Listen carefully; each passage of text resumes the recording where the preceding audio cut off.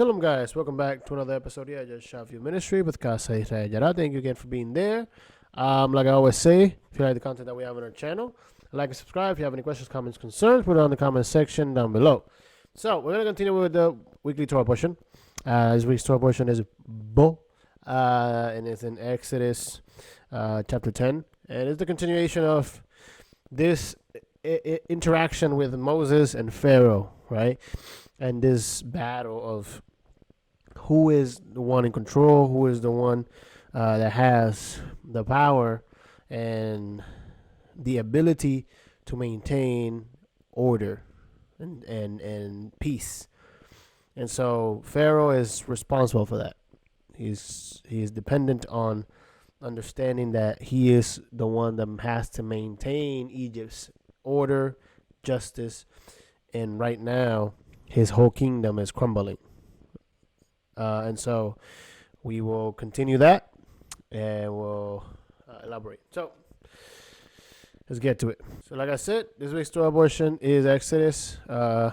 Is in Exodus chapter 10, verse 1 through chapter 13, verse 16. The half Torah portion is Jeremiah chapter 46, verses 13 to 28. And the Brit Chadashah, the New Testament portion, is Romans 9, 14 through 29. Last week's Torah portion, Vayera, reported how Pharaoh refused to listen to Moses. And Moses pleads for Israel's freedom, despite 7 devastating plagues that came upon Egypt in God's name. In this week's Torah portion, Bo, the battle between God and Pharaoh comes to a dramatic conclusion. The last 3 of the 10 plagues are unleashed upon Egypt. A swarm of locusts devour all the crops and greenery, and a palpable darkness enveloped the land for 3 days and nights. And all the firstborn of Egypt were killed at the stroke of midnight of the 15th of the month of Nisan. We have to understand that there is a phrase that is used, and in last year's video, I elaborated more on the last 2 videos, last year and the year before that. We talked about the gods and the deities and what they represented, and looking at it from that perspective of their whole cosmological and cosmogonical society and perspective of order, right? Ma'at, right? And the last couple plagues, especially this week's Torah portion, darkness, which has to do a lot with the god of the sun, Ra, which is a very prominent god in Egypt. And so as Pharaoh crumbles and his magicians crumble, his people look at him, especially the leaders, the magicians and all these wise men that are behind Pharaoh, and they tell him, when are you going to let these people go? It is obvious that order and the true God is with Moses and the people, so let them go. And Pharaoh's ego doesn't let him look past the situation where he is not in control anymore, that God is in control, and God had chosen Moses because he was oppressing the people. Okay, Exodus 1 starts like this: Vayomer Adonai el Moshe bo el Pharaoh chi ani hikbadekti et libu wa et lib abadav lemaan shiti Tota ele bechir bo. In English, it says the following: Then the Lord said to Moses, "Go to Pharaoh, for I have hardened his heart and the hearts of his officials, so that I may perform these signs of mine among them, that you might tell your children and the grandchildren how I dealt harshly with the Egyptians and how I performed my signs among them, and that you may know that I am the Lord." So Moses and Aaron went to Pharaoh and said to him, "This is what the Lord, the God of Hebrews, says. How long will you refuse to humble yourself before me? Let my people go so that they may worship me." That's the whole problem in this whole scenario, right? Because Pharaoh has been able to humble himself and say, God, your God, has proved that he is the God. And this example has happened through the patriarchs, right? We saw with Abraham when he went to Egypt, and how in Egypt that king was able to recognize that, hey, this man and his wife are from this God, and we will respect that, right? And obviously, the scale is not as big as this, but it's still a representation of how they recognize the deity. The same thing with Isaac, right? And so the same thing with Joseph. That recognition that, hey, this man is chosen, whether they believe is Yod Hebafe, right, or not. At the end of the day, those leaders in those times recognize that those men were chosen by God, and they humble themselves and let themselves be used through them. And so here, this Pharaoh decides to go against all those and establish his authority over God. And does he know that? Obviously, he can't, right? And God is using Moses as an instrument to physically demonstrate to him that God has chosen Moses and not Pharaoh. Okay, Passover, right? So we're gonna read a little bit of Passover, not too much. We're just gonna read a little bit over it, and we'll have service this Saturday, Casa Israel, English service, youth service. So I will elaborate a little more there, but we'll go over a little bit now. The whole pericope includes a description of the first Passover, as well as the institution of the legacy of Passover observance for the generations to come. So we have the first Passover instructions to Moses for the protection of the firstborn. Then we have the first instruction regarding the Feast of Unleavened Bread to Moses. And then we have the first Passover instructions to the people for protection of the firstborn.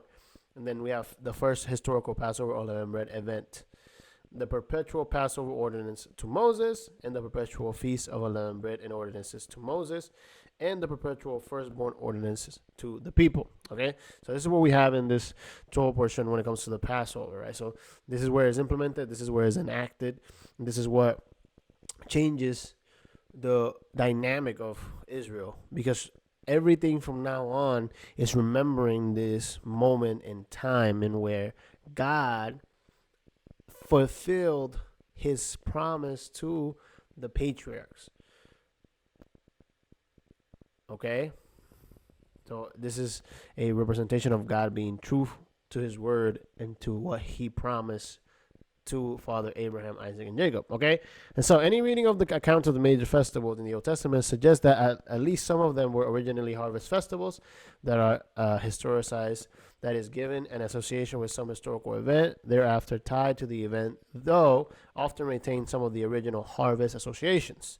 It will therefore not be unusual if the roots to the Passover antedated the connection of the Exodus story. If so, the institution of Passover refers to this institution in association with an event. Certain elements in the Passover suggest that at its roots, it may be a nomadic herdsman ritual in which they sought both protection from demonic attack as they moved to summer pastures, fertility for the herds in the new breeding season. Know how the observance is centered in the family, therefore not necessitating proximity to a sanctuary, and it requires an altar. No animal is offered to deity or priestly personnel. So it's interesting, right? Because this whole ritual is done after, these 9 plagues have occurred. And this is where God manifests his dominance and power over Egypt. And he establishes his authority on earth. Okay? And now it's interesting because the Passover lamb or goat, because the word se can be goat or lamb, is commonly translated as lamb. So the Passover lamb that is slaughtered and the blood is put on the doorpost. There are references, or which is, I'm still digging for this, but there are references of how lambs were connected to royal representations of Egypt, or like just like lions, and they have lion's body with a head of a lamb or a goat, and so all these things, all these elements, all communicate something to the Egyptians and to the people of Israel. And it's interesting because the blood says the blood on the doorpost purifies one's house and thus prepares it for Yahweh's presence and protection from the slaughtering angel. In this regard, it is evident that the verb pesach has its meaning of protect, as in clearly in Isaiah chapter 31 verse 5, rather than Passover. Blood is used for instances in the Mesopotamian Namburi rituals in which it is smeared on the door and keyholes to protect the house from spirits invasion. The existence of such prehistory is plausible enough, though the details of this practice and function can only be speculative. Since no specific predecessor are known, blood as a apotropaic device, which is to ward out demons, and ritual animal substitutions are both known. But a spring nomadic ritual for protection and fertility of the herds is unattested in the ancient Near East. The blood represents life. Okay, and we will learn this later on when we get into Leviticus and we start getting to know the offerings and sacrifices. Okay, the korbans. And so the blood means life. Okay, that's what it represents. So this Passover, which is intended to give life to those who obey the command, right? So the blood of the lamb is what is important here, because the blood represents life, okay? Blood represents life. Remember that. So the blood of the lamb, the life, is put on the doorpost. And so because the children of Israel and anybody who did this put their life on the doorpost, right, then God's presence will pass or protect. Right? Some people believe that the presence of God will dwell in with, right, which is interesting, because as the angel of death, how is it described in this Torah portion, will go and kill the firstborn of Egypt, not only of men but of animals, right? As this is occurring, the life of the lamb gives protection to the people and gives them access to God and to have God's presence in their homes and midst as a protection.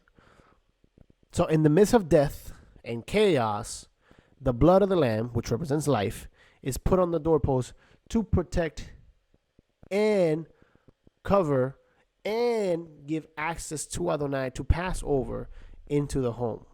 Okay? And so in this whole situation, God is saying, hey, this Pharaoh, who you as a community had accepted because you lived amongst him, and he oppressed you. And even in the oppression, he decided to fight against me and oppress you even more. And now I am demonstrating to you that I am the sovereign. I am the powerful, because I demonstrated to your fathers that I was faithful by delivering you guys. Because remember, the first instances of God and the people is Abraham, Isaac, and Jacob. And it is Abraham, Isaac, and Jacob's faithfulness in their obedience, in walking, listening to the voice of God, that has us in this situation where now God remembered Israel. Now God remembered Abraham, right? And now he's redeeming the people. And he's telling the people, I reveal myself to your forefathers this way, in humbleness, and I promise them that I will deliver you. And now I am revealing myself to you as an all-powerful creator. And how am I doing that? Destroying Egypt's cosmological and cosmogonical perspective, and telling them that I am the creator and I control not only earth, heaven, but I give life and I can give death. I'm the only one that has control over this. Okay, so the Lord said to Moses, Exodus 12, verse 1 through 9 says, the month is to be the first for you, the first month of the year. Tell the whole community of Israel that on the 10th of this month, each man is to take a lamb for his family, one for each household. If any household is too small for a whole lamb, they must share it on with their nearest neighbor. Having taken into account the number of the people there are, you are to determine the amount of the lamb needed in accordance with what each person will eat. The animals you choose must be year-old males without defect, and you may take them for the sheep or the goats. Take care of them until the 14th of the month, when all the members of the community of Israel must sides and tops of the door frames of the house where they eat the lamb. When all the members of the community of Israel must slaughter them at twilight. Then they are to take some of the blood and put it on the sides of the tops of the door frames and on the houses where they eat the lambs. That same night they are to eat the meat roasted over the fire along the bitter herbs, bread made without yeast. Do not eat the meat raw or boiled in water, but roast it over a fire with the head, legs, and internal organs. Do not leave any of it till morning. If some is left till morning, you must burn it. This is how you're to eat it: with your cloak tucked into your belt, your sandals on your feet, and your staff on your hand. Eat it at haste. It is the Lord's Passover. On that same night, I will pass through Egypt and strike down every firstborn of both people and animals, and I will bring judgment on all the gods of Egypt.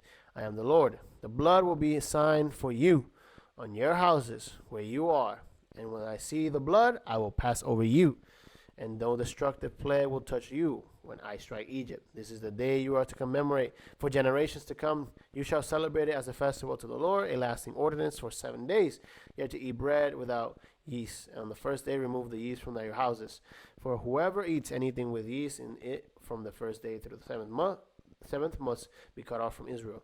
On the first day, holy sacred assembly, and another one on the seventh day. Do not work at all on these days except to prepare food for everyone to eat. That is all you may do.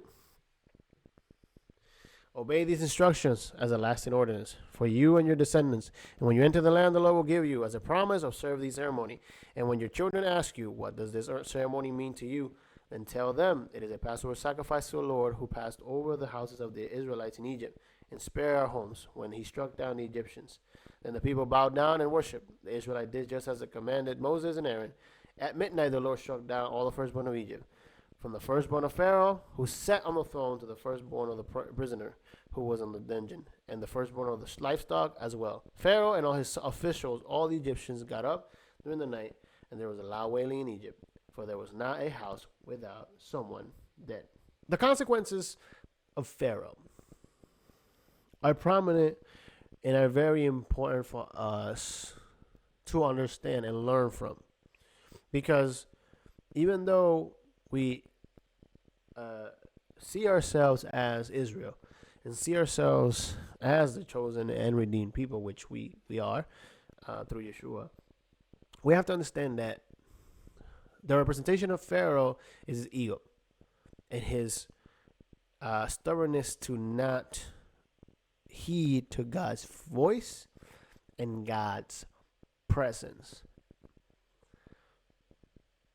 And it requires a humble heart, right? Because Pharaoh's heart was hardened, and it says that God hardened his heart.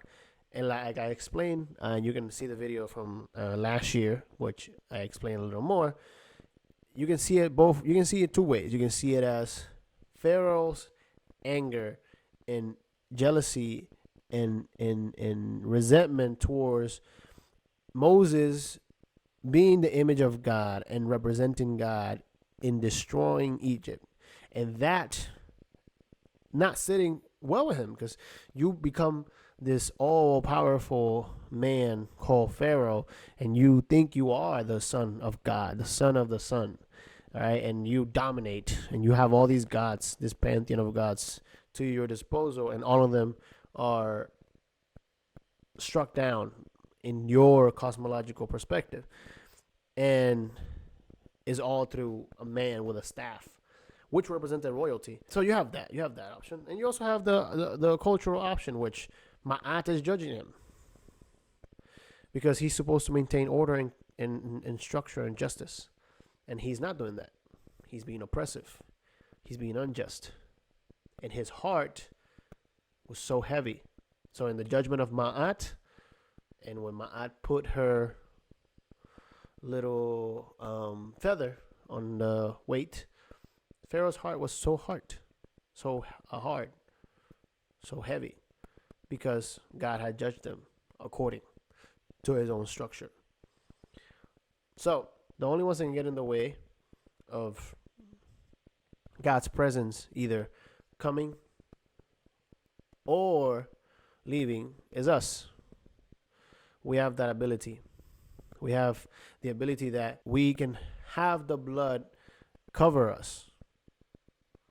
Not literally, of course, but in symbolism. That blood that can cover us and gives us access to life and protect us from death. And we have that through Yeshua. So, like I always say, have a great week. Shavua Tov and Shabbat Shalom.